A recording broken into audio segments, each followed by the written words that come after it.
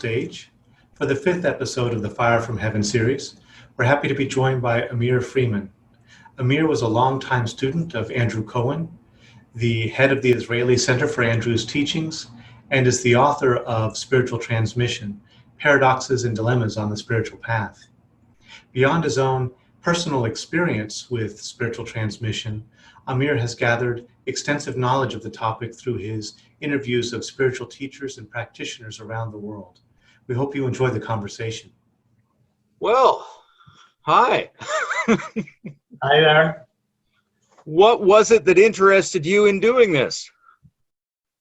What interested me? Well, I've been exploring this subject for the last few years, so I'm very happy about the opportunity to explore it together with you.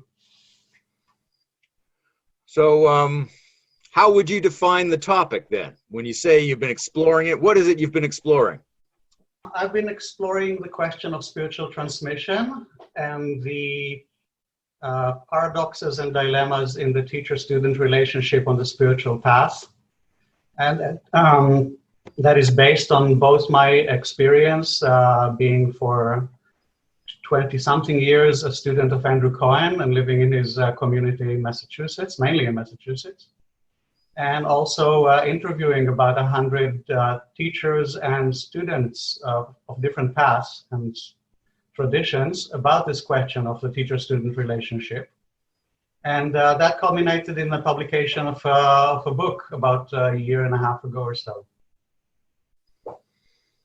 Terrific. Okay, you got a lot of observational, analytical experience of other people and a lot of personal experience to go on as well. So what do you think is the main thing or the main things that have changed in how you look at it over this period of time? I think that when I started, which was based on my experience of spiritual transmission with Andrew Cohen, with my teacher at the time, I related it very much to him as a person and as a conduit of understanding, insight, experience, whatever we want to, however we're going to define spiritual transmission. It was all included in that package. And that kept me going for almost 22 years. And then there was a breakup of the relationship, of the teacher-student relationship between Andrew and myself. And then I had to kind of rethink about how I interpreted my experience with him and the relationship with him. So that really sent me into this whole adventure of exploring it both within myself and with many other teachers and students. I basically tried to understand if it's not what I thought it was, then what was it all about? So what did you come up with? So my understanding, maybe I'll start with something that I only thought about after the book was already out and I started speaking with people about, my journey. Sure, please do. Which is, what is transmission? What is spiritual transmission? Let's talk about that. And I don't have an answer, but I have a very nice metaphor that I ran into in Judaism, which is the metaphor of a flame jumping or leaping from one candle to another. And I really like that metaphor because what is included in it is that each candle burns in its own flame, or there isn't a transmission of anything material from one candle to another, but the two candles have to come in contact with each other in order for that leap to happen from one candle to another. So I like that metaphor, and it kind of gives me a sense of that something gets passed on or transmitted, but there's nothing, it's not knowledge. In my definition, it's not energy. And what exactly it is, is a big question, is a big and very interesting question, and I'm happy we're talking about it. And I'm sure you're having very interesting exploration with other people participating in this series of interviews. So that's how I'd like to start working around or with this concept of spiritual transmission. Okay, that's an excellent metaphor, I think, because it combines the idea of something being exchanged, but also a mutuality. There seem to be these two sort of competing models, and one is like a radio station that's putting out a transmission and then the receivers receive it, and the other one is a little bit like touch. It takes two parties to create touch, or even if it was chi touch, right? That both are participating in the production of something. Your metaphor has a bit of each of those in it, which I like. Yeah, and another thing I like about it is that each candle burns in its own flame, and in a way, nothing is added to the second candle, but the contact makes it possible for the second candle to start burning in its own flame. Now, what do you think the second candle, if anything, does to the first candle? Well, I think that there has to be receptivity and openness and what I would call surrender, which is a deep inner posture of the second candle, or shall we call it the student or the recipient of that transmission, in order for the flame to make the leap.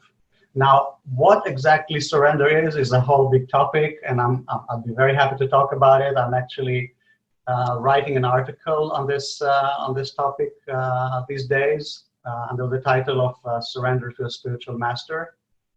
So that's a big issue that is related to spiritual transmission, but maybe we should start just speaking a bit more about the transmission itself. Okay. If it's okay with you, I'd like to just tell you about how it happened for me when I met Andrew Cohen. That would be beautiful. I think that would kind of clarify, also explain how I see it. So I met Andrew when I was 29 years old, and I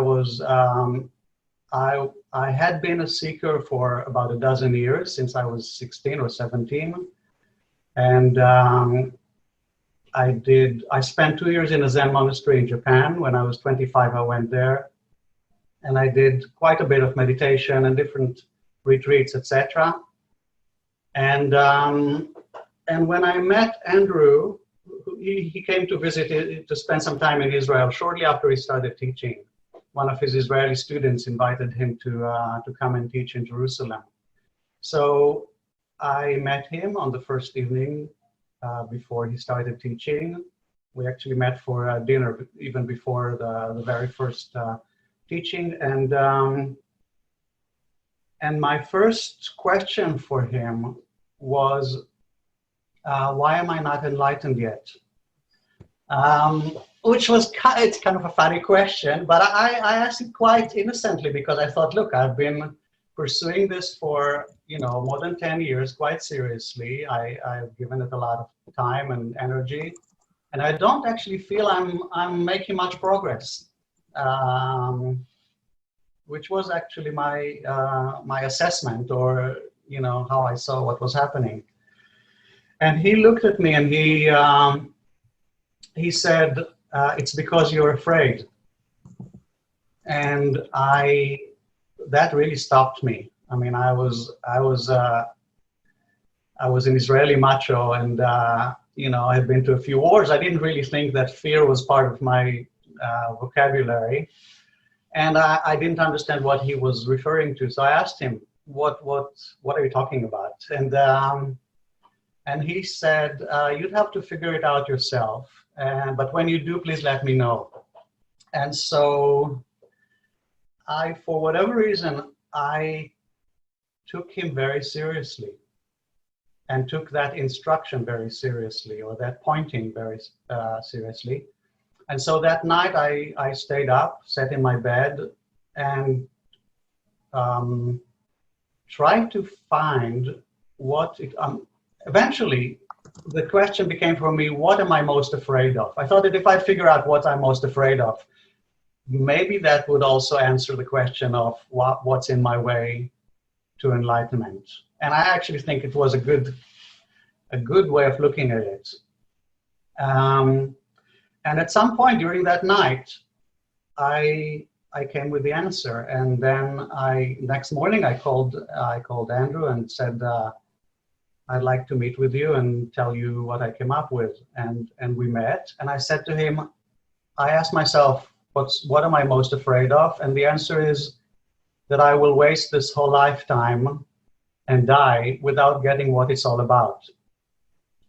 And he was so happy to hear that answer. And I still remember kind of the light in his eyes when I said that. And he said to me, you have to treasure this fear because it will take you all the way. And I didn't really understand what he meant, but something in his excited response and very reaffirming response was the beginning of the spiritual transmission for me. Because what he did in the following 4 or 5 weeks that we spent together, that he was in Israel, was again and again in different ways,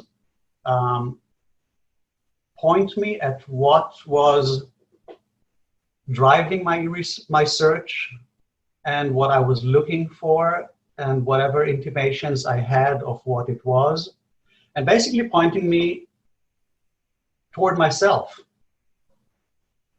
And that and I saw him do that with everybody who came to see him. Basically saying to people, whatever you're looking for is already in you, is already present in your awareness. You're just not noticing it because you think that it's somewhere beyond the horizon, that you'll have to practice for 30 more years, and maybe if you're lucky, then something will be revealed to you. But it's actually already completely present in who you are and in your awareness right now. You're just not noticing it. And that message somehow managed to get through. I started, after a few weeks with him, I started feeling as if what had been kind of always beyond the horizon was suddenly, I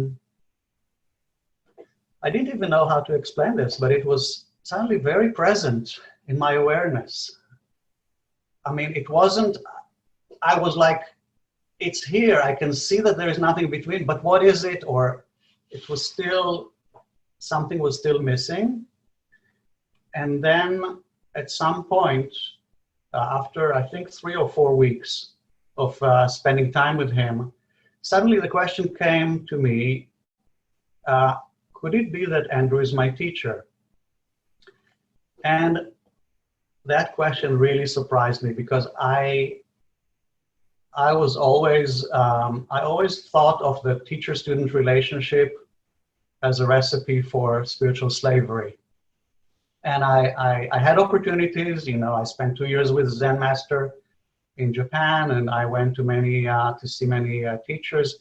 And I always kind of felt like I want to learn whatever I can learn from them, but I never want to be a disciple or a follower or a devotee. And suddenly this question of, could it be that Andrew is my teacher, started preoccupying me.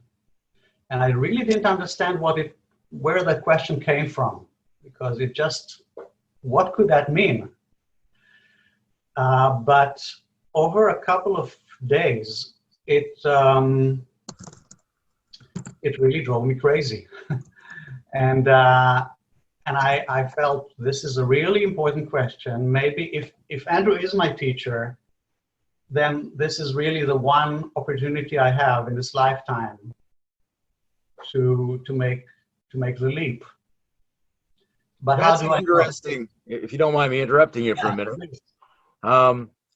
So the way he's working with you in your description has a few components. And the first component you're describing is a pointing you toward yourself, which has a kind of a transmission-like shape. Yeah. The second component is an excited confirmation and encouragement of discoveries made as a result of you being pointed toward yourself. Yeah. There's a repeated drawing of your attention toward a quality of a satisfying quality of something that's already present. Yeah. And then all of that builds into this activation of the question of whether you have some special relationship to a particular teacher transmitter that you need to take advantage of. Yes, and you know, at the time, the concept of spiritual transmission wasn't even part of my world. I mean, I was in Zen Buddhism, and as far as I know, well, as far as I knew at the time, that was not part of the picture. The devotion or the surrender to a master was not part of what Zen was all about, and so I couldn't even understand. I mean, now thinking about it in retrospect, I think probably what started it was that Andrew spoke a lot about his teacher, Harilal Punja, and spoke about him very lovingly, very devotionally, and there was something that really touched me in the way that he spoke about that old man in Lucknow, India. So that probably triggered that question in me. But anyway, I started thinking about it very intensely, and to a point that it was driving me crazy. And I think that, and then what happened was I went one morning, I was a medical student, 5th year medical student, and I went one morning to join the team I was studying with at the hospital. And I decided I can't go in and just continue life as usual. I have to figure this out. And so I stayed on the lawn outside the hospital for a couple of hours, meditating, walking around. And then at some point, I was catapulted into an experience or a state of unitive consciousness, and which lasted probably a fraction of a second, but my whole life changed in that fraction of a second. And when I, so to speak, came back from that to the lawn, it became very clear to me. What I wrote in my diary that day was that Andrew had been my teacher from the beginning of time and will be my teacher until the end of time. And I had always known that, but it took me meeting him and spending time with him for my mind to catch up with what I had already known. So that was like, that was kind of answered my question, and everything started rolling from that point on. I basically, after that, yeah. That's really interesting to me, the way you describe it, because part of me thinks that we come built in with something like an archetype of the human divine transmitter, you know, as if it was part of our DNA. Maybe. But in order to activate that circuit, we have to imprint it on something. Okay. So it starts to go, and we find someone, we have this opportunity, we make that connection so that we can turn that process on in ourselves. And when that process turns on, it's so valuable that the only way we can describe it to ourselves is in the most absolute possible terms. He's always been my teacher, so to speak. And that's a kind of valid self-description of the degree of significance that this circuit has when it turns on in us. Well, that I would give you an alternative explanation. It's not really an alternative explanation, but it's one that I'm more inclined to look at it in this way, which is that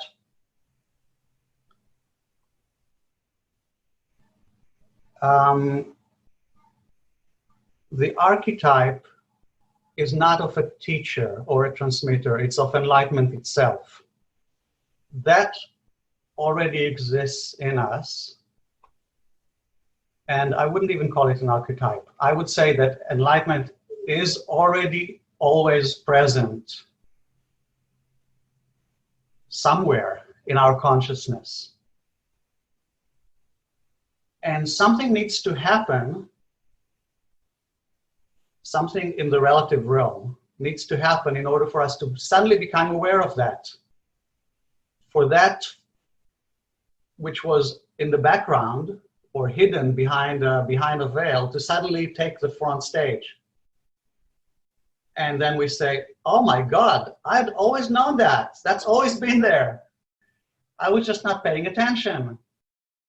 So whatever it is, whatever event makes that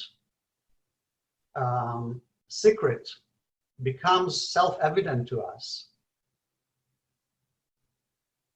we tend to relate to it as having a very significant role in our life.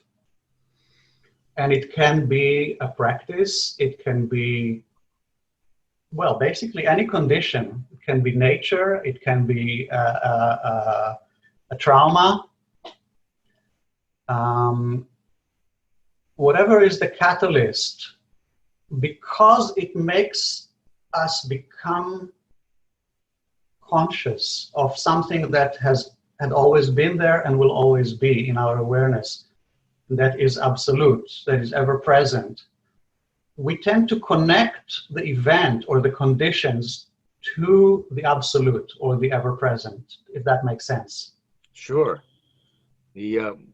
Some kind of catalyst or some kind of link to this thing that is always already present in proximity or in the essence of our consciousness. And for some people, that doesn't require another person, but the other person has historically been a very common way for us to make that link, because we're built to relate to other people.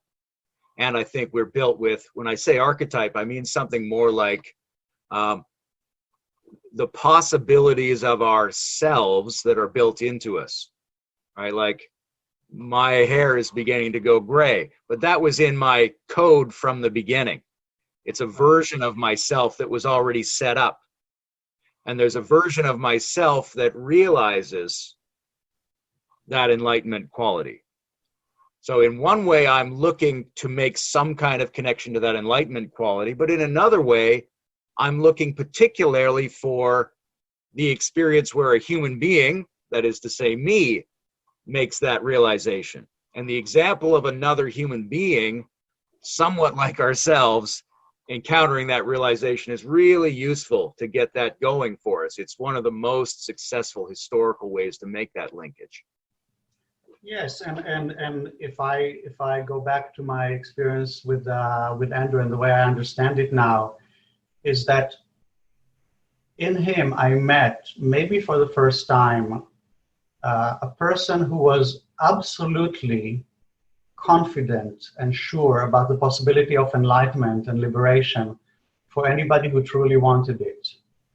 And he was absolutely sure and confident about it, not because he read it in books or his teachers told him that, but because that was his experience. And that absolute confidence in the possibility for everybody, for anybody who really wants it, truly wants it. To me, that's what he transmitted to me. So, and I think that's to me is the most important, profound role of a spiritual teacher or transmitter, is to transmit that absolute conviction and confidence in the absolute, in enlightenment, in liberation.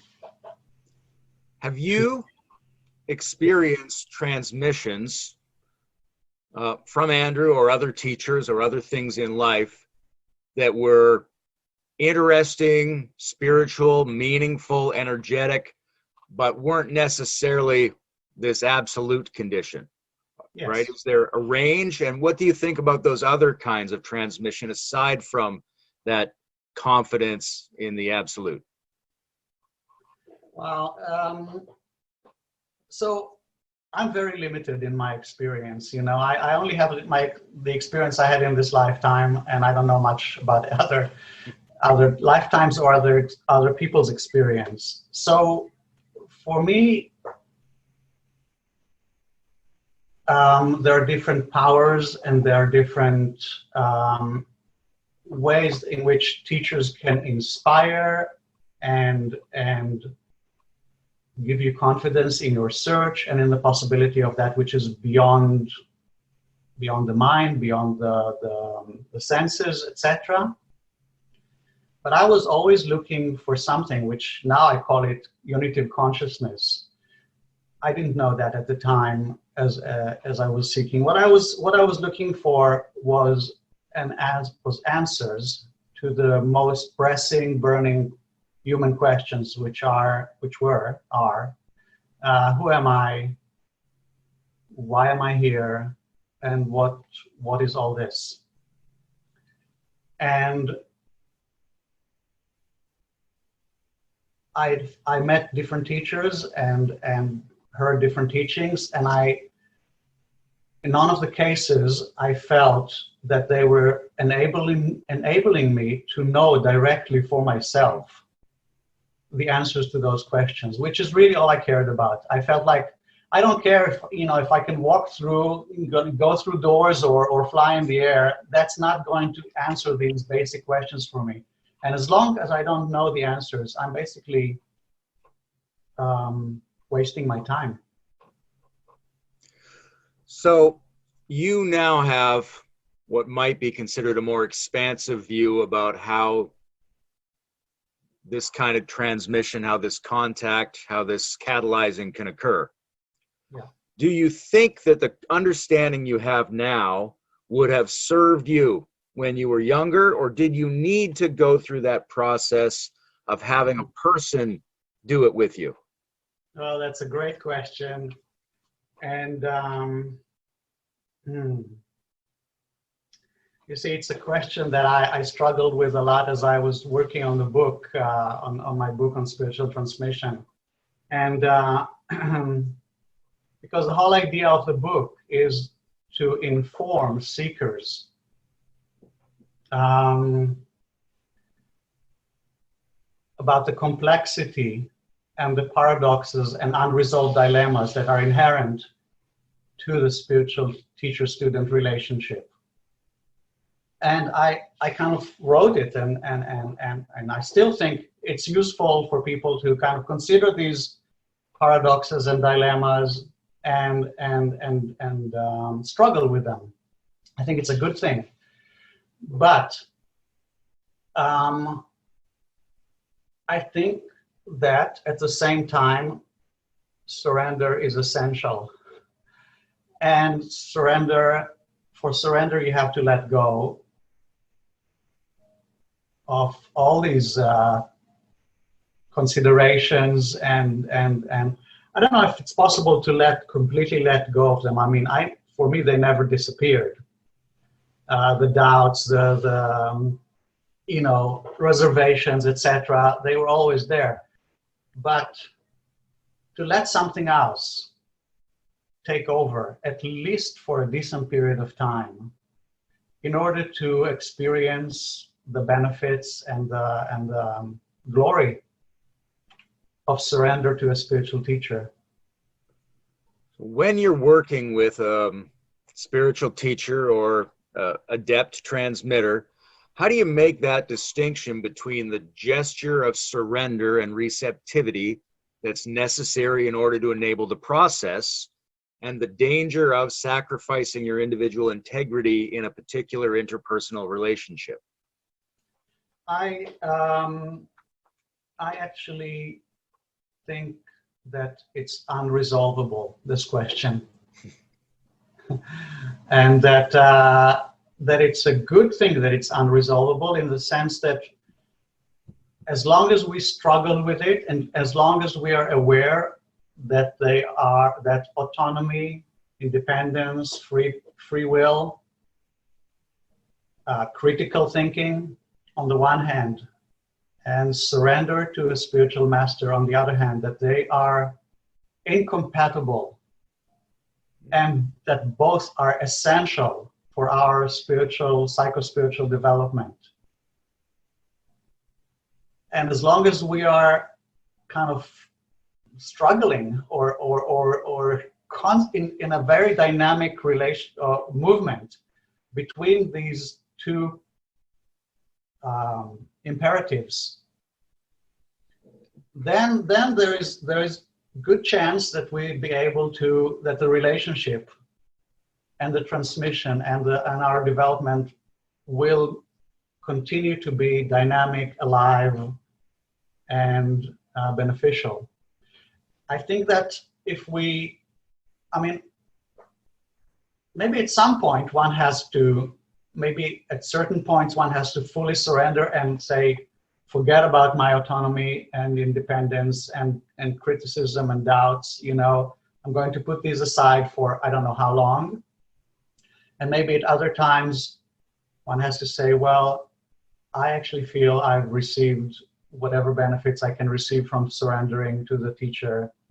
And now I really have to put my entire weight on developing my individual kind of freedom and creativity and independence. Do you think that differs based on your assessment of the human psychology of the person that you're in this transmitter relationship with? Yeah, I do. The thing is that it's not simple. It's not simple, and it's not simple to, when you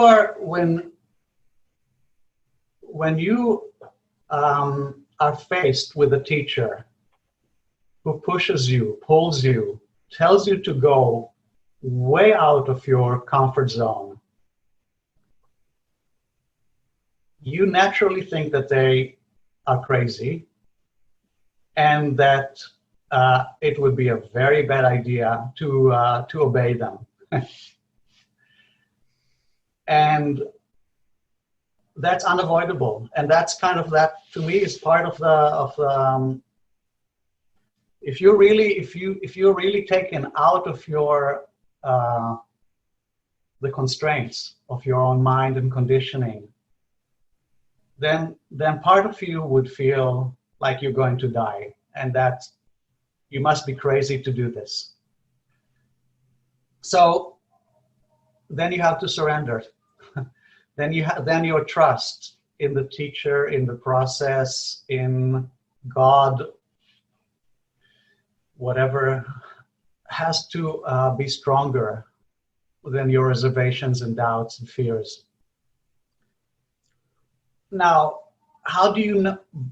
Your doubts and fears and hesitations and reservations may be justified.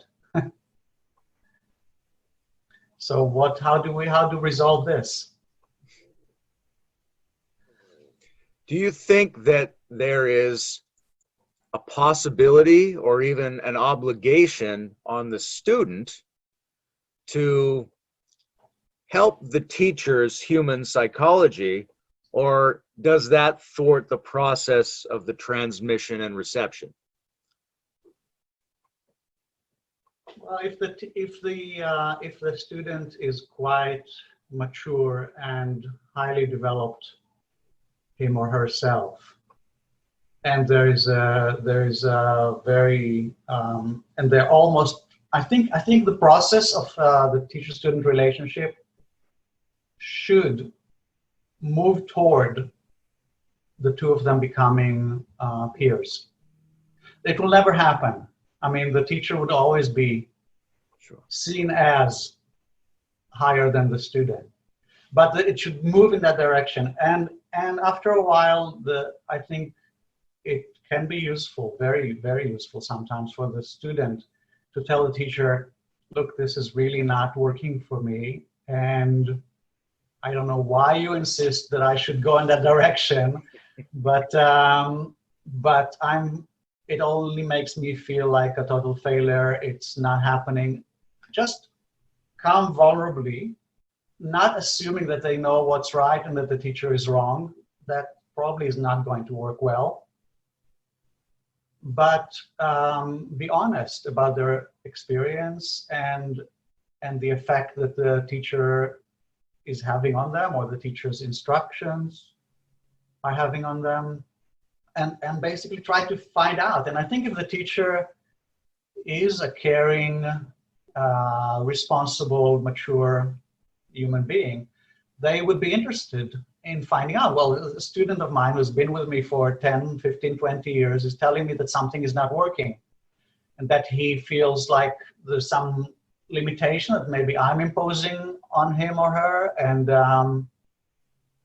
I should really listen and consider what they're saying. And actually that happened, you know, toward the end of my relationship with Andrew. I came to him and I said, I feel like there was a period about half a year to a year before I left him and the community, where I came to him and I said, I feel that we have created a bubble where a lot of good stuff is happening within the bubble, but we are not really interacting with the rest of the world. And I feel that this is limiting my development, and I'm concerned that it's limiting our development, and that if we don't kind of start coming out of the bubble, it's not going to work much longer. And he said, well, okay, why don't you try? You know, follow your intuition, see where it leads, and see what we can learn from that, which I did, and I really started blossoming, flowering, and becoming a strong, independent individual. And at which point he got scared, or I don't know. Maybe not. Maybe that's not the right way of saying it. But he basically said, "Hold it, you know. I want you to come back, and you know, you're becoming too independent. You're doing your own thing, and I really need people to be part of this, of our team, of our core group."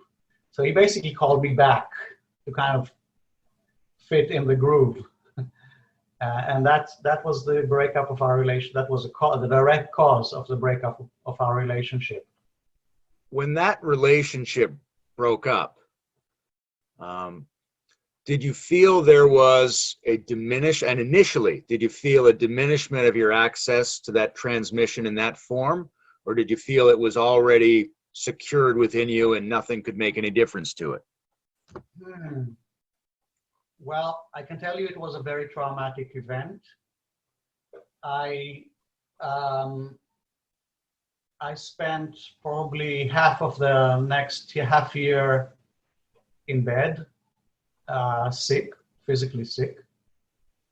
So I had a very difficult time breaking after 22 years, leaving the community and all that. And at the same time, I was burning with the conviction and the energy that I did the right thing, and that I was starting a new incredible adventure, the next chapter in my spiritual journey and in my life. And so the two things were happening at the same time. I was like feeling horrible, and I was feeling completely excited and confident. I don't know how that's possible to be to have these two states at the same time, but that's actually what was happening. So I appreciate how often you come back to a paradoxical simultaneity in each of your answers. Yes. Well, it's just my experience. It's my experience, and it's also my philosophical understanding that it is through engaging with paradoxes that a higher level of consciousness or a deeper understanding can reveal itself. So I very much cultivate living with paradoxes and open questions in myself, in my own life. Do you think your critique of the community that you were in, that it was kind of a bubble that was maybe containing these very useful transmissions, but not allowing them to expand into the world? Do you think that's a very general criticism of a lot of communities around a lot of teachers? Do you think the process tends to get stuck around the community and not necessarily flow into the rest of the species or the biosphere? I think it happens more often than not. I think there is also a period of time in which that may be necessary. But I also believe that if the community is maturing and the teacher is maturing and the process is working well, then at some point those borders that separate or encapsulate the community have to start becoming more and more diffused and open. And I've seen that happening in several communities, and I think it's a healthy process. But I also appreciate that, you know, because you're trying to do something in such communities, I'm talking about communities in which you're actually trying to cultivate a collective state of consciousness that is radically different from the, you know, normal society state of consciousness. So for that to happen, you need really to focus your attention and your energy, not be distracted for a period of time. And I think that's probably a good idea or necessary in the work of every teacher or community. But it doesn't have to remain like that forever. That's the point. In your experience of meeting other teachers with other communities, were there people you thought were doing it really well, where you thought they're really doing it and they're doing it very well? You know, whether at the time or in hindsight, were there any that stood out to you and you thought, that's a pretty good example? Yeah, I met a few teachers that I felt that with them. I mean, some of the Sufi teachers that I met, I was very impressed with, and I was very impressed with the incredible sense of responsibility and care and love that I felt they had for their students, and how they held themselves fully responsible for leading their students on a one-to-one basis. So I liked that. And I saw Lee Lozowick, Mr. Lee, a few times, and I was very impressed with his community and with him. And there are you know, several communities that I met that I felt they were very strong on certain aspects of psycho-spiritual development, and not as much of a leading edge in other areas. And that's more common. I'm glad you mentioned Lee, because I feel like he's not as well known as he should be as an example of an interesting way to go at this.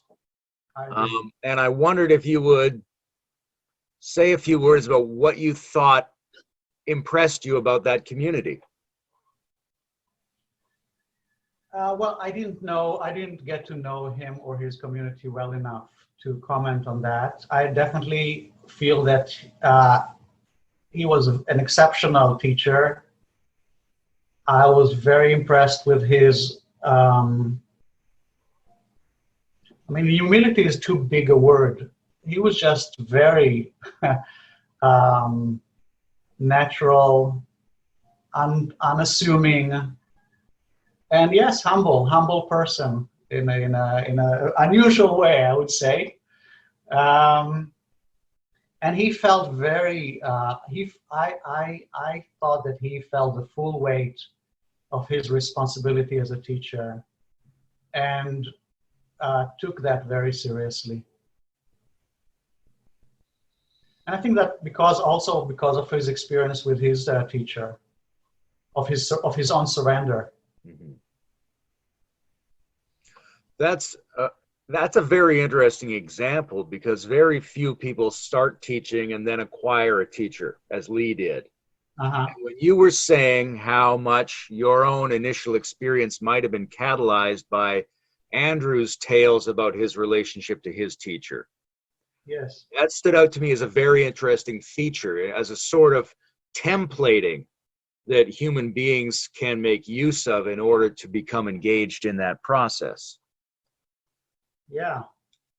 Yeah, well, I can tell you that even nowadays, I'm 61, almost 62.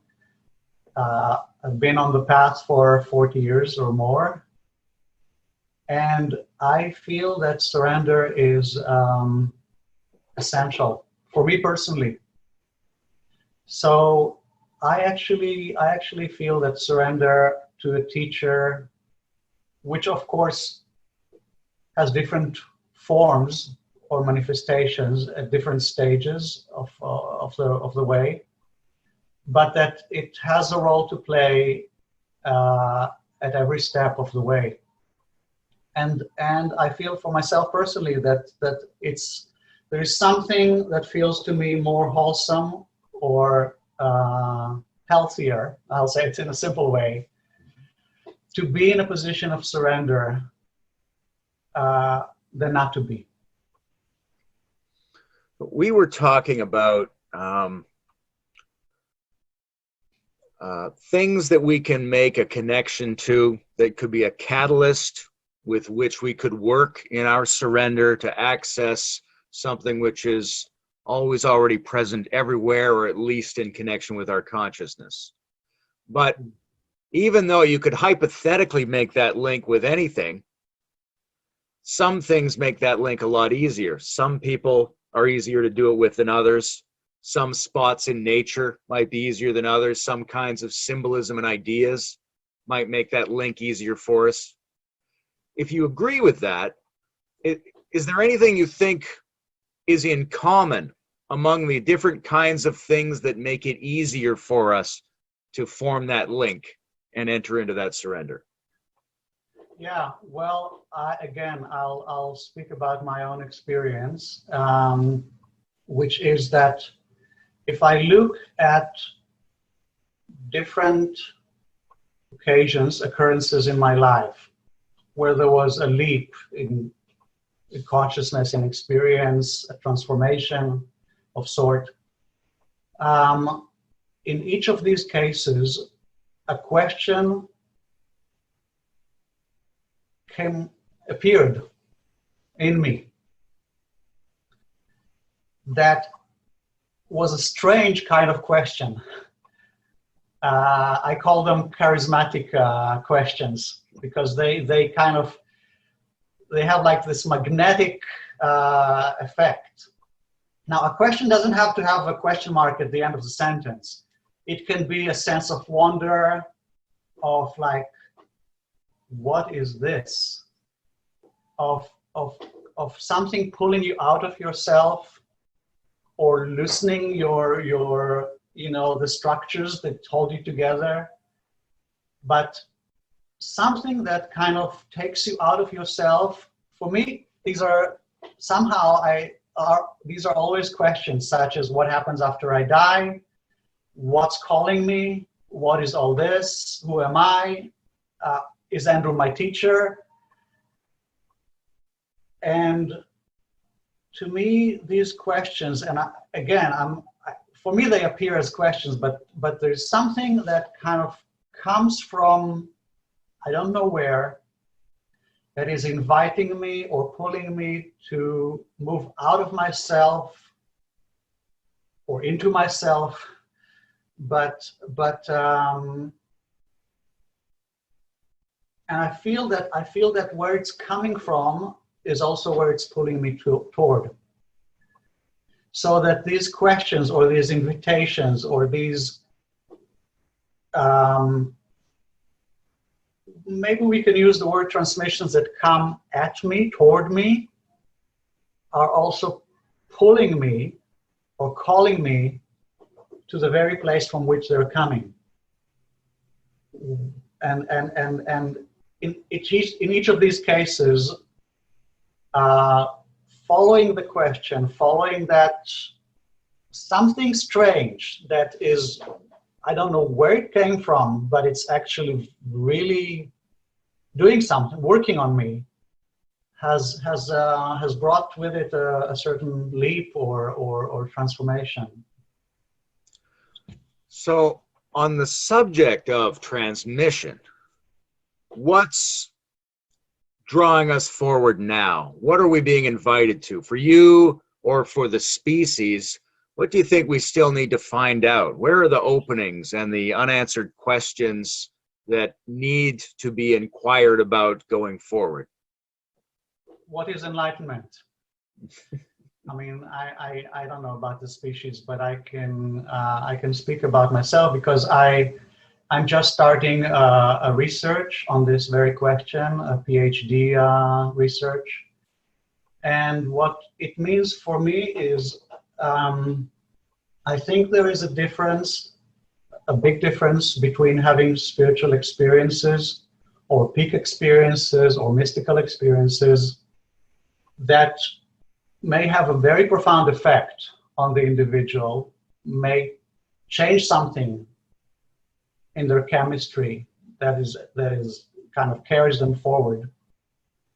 There's a difference between that and being in what Abraham Maslow called high spiritual plateau, which is a permanent or stabilized spiritual consciousness, which I think is what enlightenment, the term enlightenment refers to, not to experience, but to an elevated spiritual level of consciousness or of existence that is radically is radically different from the normal state of consciousness. Do you think that altered states and peak experiences over time gradually move us toward that plateau, or are they fundamentally different processes? Good question. I think it may work differently for different people. I know that in different traditions, they make the distinction between having, I think in many traditions, they make a clear distinction between having experiences and having a transformed state of consciousness that is more stabilized and permanent.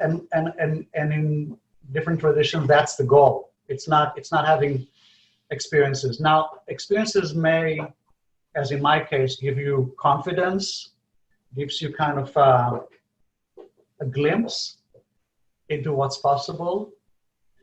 But I thought of the metaphor. I think the difference between spiritual or peak or mystical experiences and enlightenment as a permanent state can be compared to the difference between falling in love and being in love, being in a loving long-term relationship. There is a certain relationship between the two, and sometimes the experience of falling in love gradually over time transformed into a committed, loving, long-term relationship. But one can have a lot of experiences of falling in love and never experience a long-term loving relationship. And also one can find oneself in a long-term loving relationship without having that experience.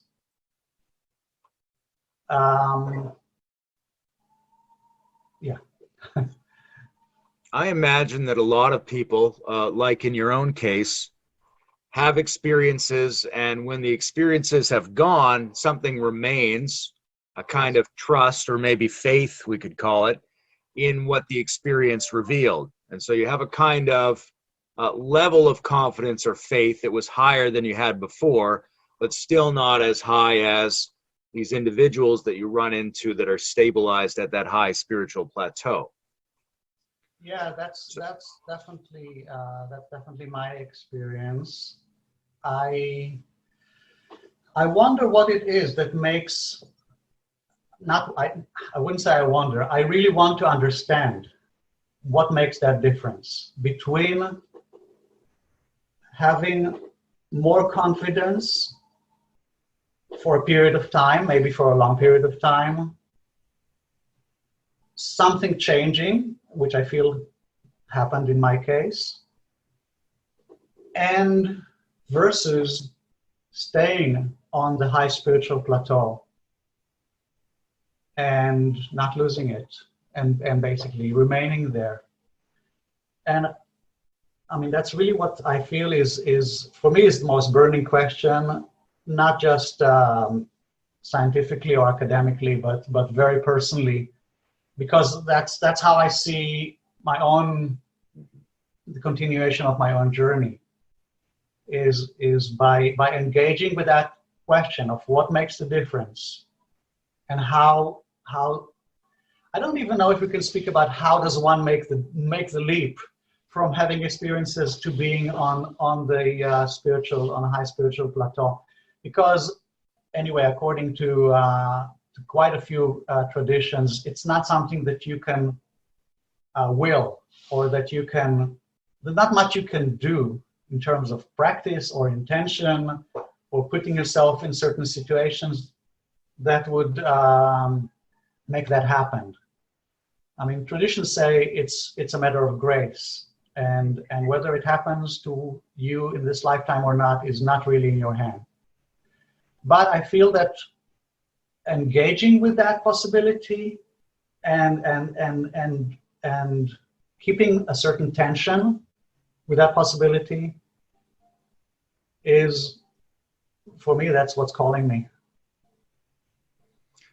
When you were saying that, I was imagining like a level of water as one's confidence and enlightenment, and the level of that water rising. But then I imagine the person in that water, no matter how high it rises, might still be keeping their head above water. And that's a little different than letting yourself drown. Yeah. But it might be, you know, we talked to Carter Phipps the other day, and he was of the opinion that it might only be certain temperaments of people that perform the unusual and perhaps not even reasonable activity of letting themselves drown. That might not be a goal for most people. Well, again, that's definitely a possibility, and I intend to spend the next few years exploring what it is about either the experience of those individuals who let themselves drown, or their what you call temperament or personality structure.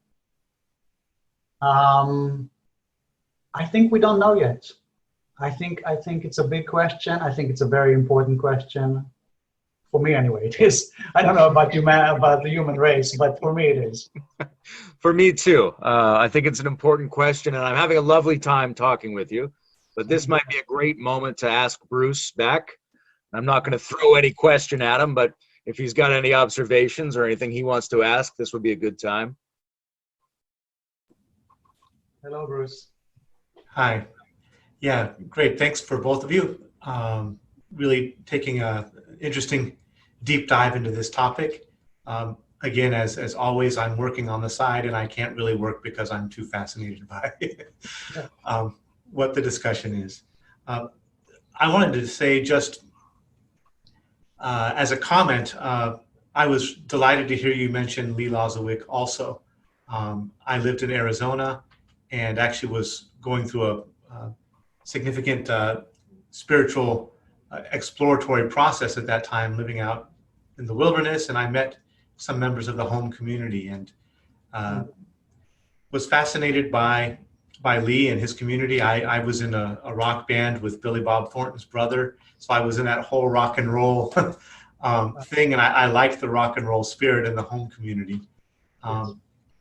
In talking to Carter a few days ago, one of the questions that I asked, and I'd like to ask you since you had such extensive experience with Andrew's community, did you find in your experiments, especially with generating collective presence and collective unitive experiences, any kind of transmission dynamics going on in your group practice? And if you could say anything about that. Well, there is transmission happening in group practice, and I don't think you need to have an intense community as we had doing work together for so many years in order to experience that. I think anybody who spends time meditating on their own, as I do, and then meditating with a group of people can testify to the fact that there's something happening when people sit together, meditate together, that that is more powerful, or I don't want to give it grades, but there is something different happening when people engage in spiritual practice together, that you just don't get when you do the practice on your own. And I think many practitioners have had such an experience. I don't know what to attribute it to. I mean, you can call it transmission. I think there can be different explanations for it. But as I said earlier in the conversation, I think that whatever are the conditions that make one's potential kind of manifest more clearly, one's spiritual potential, come to the forefront and become more evident, we can relate to that as some kind of transmission. So if that's our definition, then definitely the collective has a transmittive power.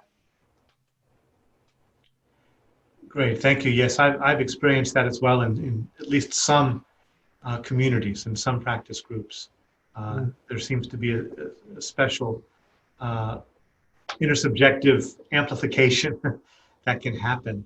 And there's a kind of almost now cliche saying that the next Buddha is going to be the Sangha. What do you feel about that in terms of do we have it in us to collectively begin to generate this and serve the function for each other that we normally or traditionally have placed in a single individual, or will there always remain need for kind of the almost monarch-like central figure to serve that that role for us? Well, I really don't know. I'd like to. I want to believe that what people say about this potential of the group becoming the guru is true, and that we're heading in that direction. But for me, that's still a speculation. I haven't seen anywhere that actually happening, and I also am somewhat suspicious or doubtful about the how should we call it? There is something about a democratic or egalitarian structure that has its own limitations, and I think that having somebody who is not part of that structure is very useful and helpful to any group. I mean, you need somebody who is part of the group but is outside the group and is not, doesn't need the democratic, agreement of everybody in order to challenge the status quo, to lead the way to a different step. And if the group is too strictly egalitarian and everything needs to be decided by everybody, I see a big limitation in how far such a group can go. So I would say that in some way, even if the group becomes the guru, there still has to be a guru, if that makes sense. It does, yes. I think otherwise we end up probably in the green deadlock, in a sense. You know, an enforced equality leading ultimately maybe to an insularity and a kind of mediocrity too. Maybe we're leaning in the direction of a holacratic kind of organization where we still recognize the need for the individual who stands out, but that maybe the individual who stands out is rotating. Again, I don't think we've arrived there in our own development for that to happen in any consistent way. Well, I want to, I've been wondering a lot about this, and I feel, because I know some communities where, for example, the teacher died, and so now they're rotating. I'm thinking of one specific community where every 4 years they select 2 people, a man and a woman, to lead them and in some ways play the role of the teacher.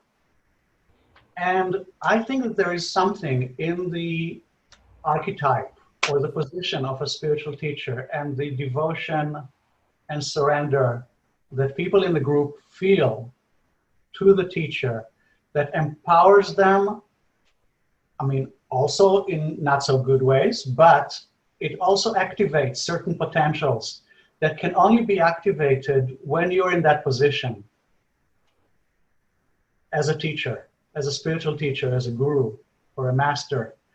And in some way, that can never be replicated in a group situation as the one you're describing.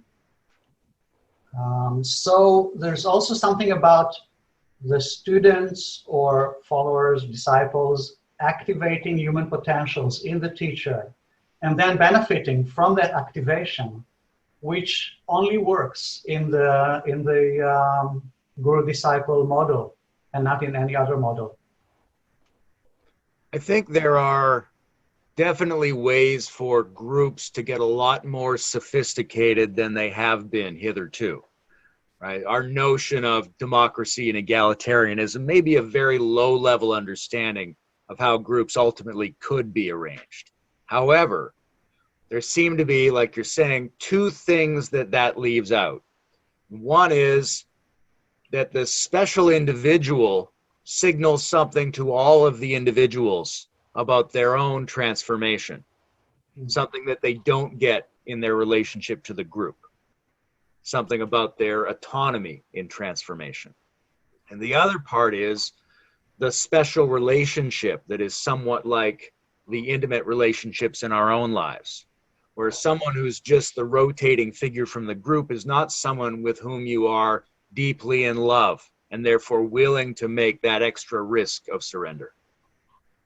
Yeah, I love what you're saying about the emotional connection and the very special connection there is between a student and a teacher or a disciple and a master, that you cannot create that. It has to happen or not, but you cannot work and make that happen, I don't think. I think it's something very special. Just like you can't, I mean, can you make yourself fall in love? Can you decide that you choose somebody and you make yourself fall in love with them? To a certain extent, I think that's possible. And you probably avoid a lot of the dangers of falling in love if you do that. But can you have the full-blown event in such a case? I don't think so. I doubt it. Well, this has been terrific. Thank you very much, Amir. And I wish you well in your research, and I hope you keep us up to date on the conclusions and observations you're working on. Thank you very much. Thank both of you for this opportunity to explore a fascinating and all-important issue. And thank you for inviting me to participate in this exploration. Yes, thank you very much. I thought we were at the end of our series, and then I was looking at my friends list in Facebook, actually, and I said, oh, Amir. And I remember I had seen your book before, and so I'm really glad that grace or fortune or whatever helped me remember you when I thought I had been done with this series. So I'm very glad you could join us. Thank you.